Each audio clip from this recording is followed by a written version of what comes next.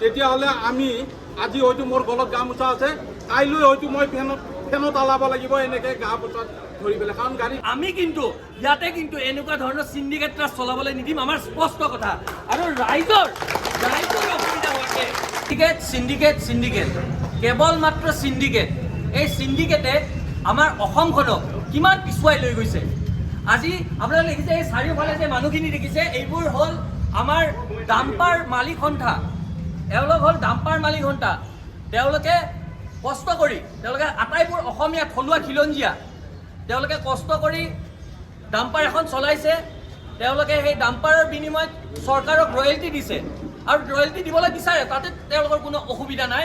কিন্তু এওঁলোকে তাৰ ওপৰঞ্চি কোনো ধৰণৰ চিণ্ডিকেটৰ পইচা তেওঁলোকে দিবলৈ নিবিচাৰে। আজি তেওঁলোকে এই বৰসজাইৰ এই দুৰ্গা মন্দিৰত তেওঁলোকে সকলোখিনি, আপোনালোকে দেখিছে ইয়াৰ সকলো থলুৱা খিলঞ্জীয়া মানুহ ইয়াতে একত্ৰিত হৈছে।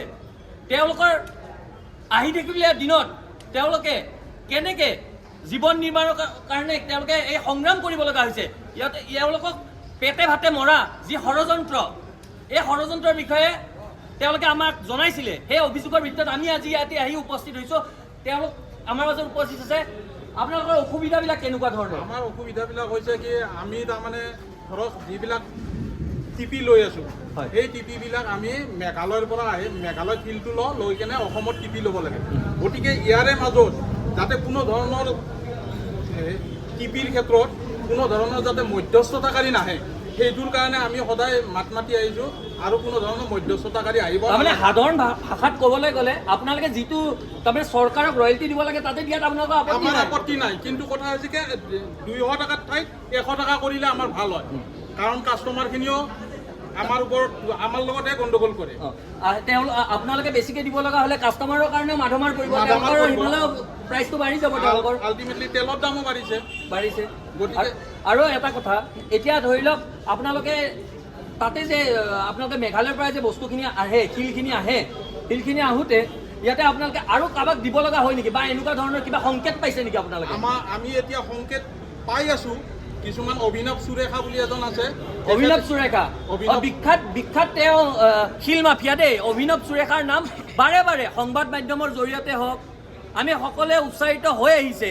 এই কোন এই অভিনৱ সুৰেখা? কাৰ আশীৰ্বাদ আছে এই অভিনৱ সুৰেখাৰ তাত? কাৰ কাৰণে আজি এনেকৈ আমি মেঘালয়ৰ এজন কুখ্যাত, তেখেতে শিল মাফিয়া, সকলোৱে জানো, সংবাদ মাধ্যমত মাজে সময়ে তেখেতৰ নাম উচ্চাৰিত হৈ থাকে। কিন্তু কাৰ আশীৰ্বাদত এই অভিনৱ সুৰেখাই আজি এই অসমৰ থলুৱা খিলঞ্জীয়া মানুহখিনি, যিখিনিয়ে ডাম্পাৰ চলায়, যিখিনিয়ে ডাম্পাৰ এখন তেওঁলোকে ব্যৱসায় কৰি তেওঁলোকে তাৰ পৰা শিলখিনি আনি কম কিবাকৈ চলি আছে, আজি এওঁলোকে ইয়াতে গোটেইবিলাকে ইয়াতে সকলো কাম কাজ এৰি তেওঁলোকে ইয়াতে একত্ৰিত হ'ব লগা হৈছে আৰু প্ৰতিবাদ কৰিব লগা হৈছে। তাতকৈ দুৰ্ভাগ্যজনক কথা কিবা হ'ব পাৰে নেকি? চৰকাৰখনে বাৰম্বাৰ কৈ থাকে, বনমন্ত্ৰী জয়ন্ত মল্ল বৰুৱা ডাঙৰীয়াই আজি কেইদিনমান আগতে তেখেতে কৈছিলে যে গোটেইখিনি বস্তু ট্ৰান্সপাৰেণ্ট হ'ব লাগিব, চৰকাৰক এটা ৰয়েলটি দিব এওঁলোকে, আৰু তাৰ বিনিময়ত তেওঁলোকে সেই তাৰ পৰা আনি বস্তুখিনি আমাৰ মাজত বিলাই দিব পাৰিব, শিলে হওক বা বিভিন্ন ধৰণৰ সামগ্ৰীয়ে হওক। কিন্তু এই কোন এই অভিনৱ সুৰেখা, কাৰ আশীৰ্বাদতে অভিনৱ সুৰেখাই এতিয়া এই মানুহখিনিৰ মূৰত মাধমাৰ দিবলৈ ওলাইছে? আপোনালোকে কি শুনিছে এই বিষয়ে? এই বিষয়ে শুনা মানে আমি ধৰক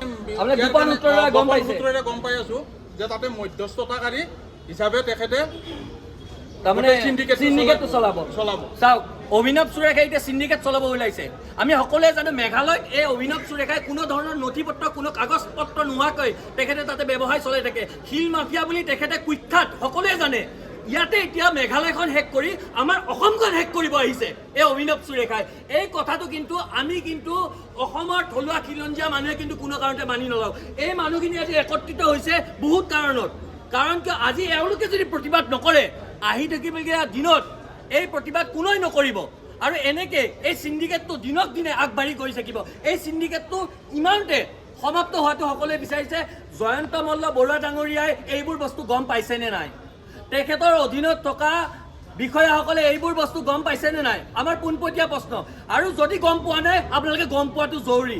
বন বিভাগত কাৰ নেতৃত্বত এনেধৰণৰ চিণ্ডিকেট ৰাজ অসমত চলিবলৈ ওলাইছে, যাৰ কাৰণে আজি সকলো মানুহ একত্ৰিত হৈছে।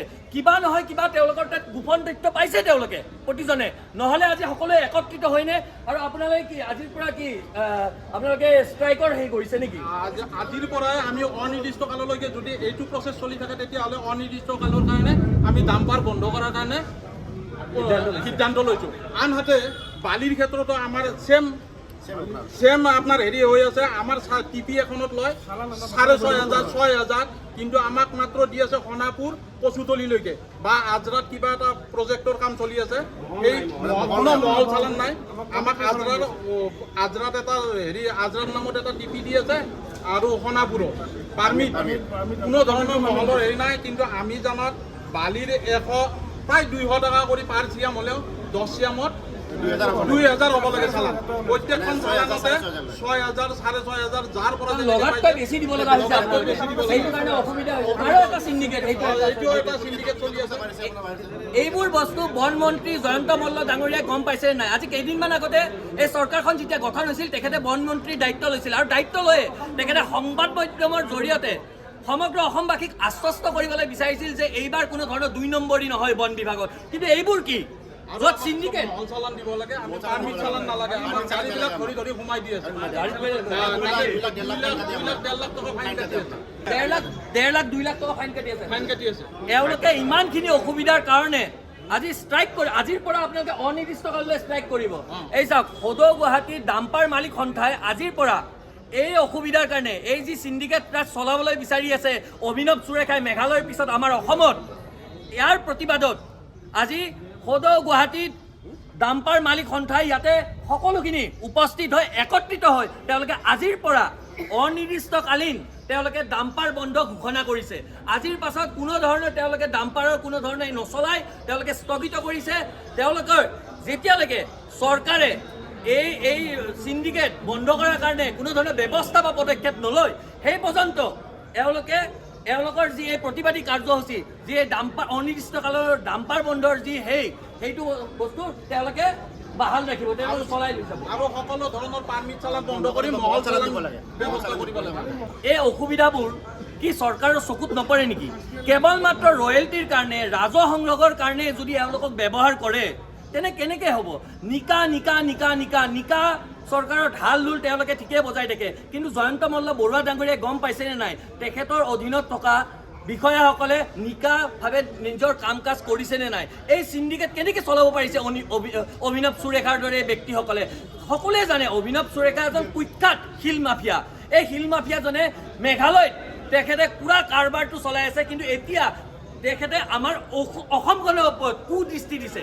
এই কুদৃষ্টি দিয়া অভিনৱ সুৰেখাক কিন্তু আমি ইয়াতে এনেকুৱা ধৰণৰ চিণ্ডিকেট ৰাজ চলাবলৈ নিদিম, আমাৰ স্পষ্ট কথা। আৰু ৰাইজৰ অসুবিধা হৈছে,